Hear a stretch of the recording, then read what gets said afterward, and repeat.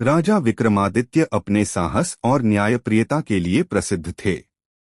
एक दिन वे फिर से श्मशान की ओर बढ़े, जहां पेड़ पर उल्टा लटका था रहस्यमयी बेताल। राजा ने बेताल को कंधे पर उठाया। जैसे ही वे आगे बढ़े, बेताल हंस पड़ा और बोला, राजन, मैं तुम्हें एक कहानी सुनाऊंगा।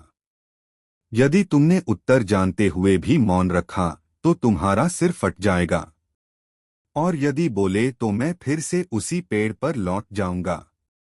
राजा चुपचाप आगे बढ़ते रहे। कहानी 3 मित्र और राजकुमारी। एक राज्य में एक सुंदर और बुद्धिमान राजकुमारी थी। उसके स्वयंवर में 3 युवक आए। एक पहला युवक बहुत बहादुर था। 2 दूसरा अत्यंत विद्वान था। 3 तीसरा अद्भुत चिकित्सक था। अचानक स्वयंवर के दिन एक राक्षस आया और राजकुमारी को उठा ले गया। बहादुर युवक ने राक्षस का पीछा किया। विद्वान युवक ने अपनी विद्या से पता लगाया कि राक्षस कहाँ छिपा है, और चिकित्सक ने घायल राजकुमारी का उपचार किया।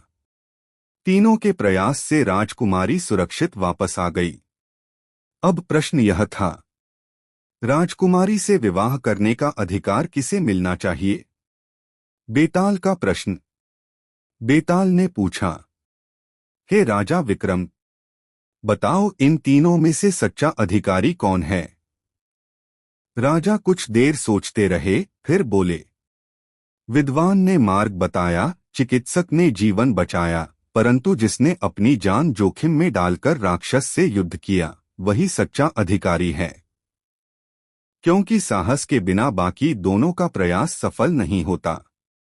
इतना सुनते ही बेताल जोर से हंसा और बोला, राजन, तुमने फिर बोल दिया।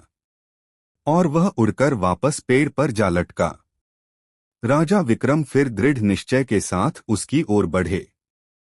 शिक्षा, साहस, बुद्धि और सेवा तीनों आवश्यक हैं, परंतु संकट में साहस सर्वोपरि होता है। और सच्चा न्याय वही है जो परिस्थिति को समझकर किया जाए। Please like, share and subscribe our YouTube channel.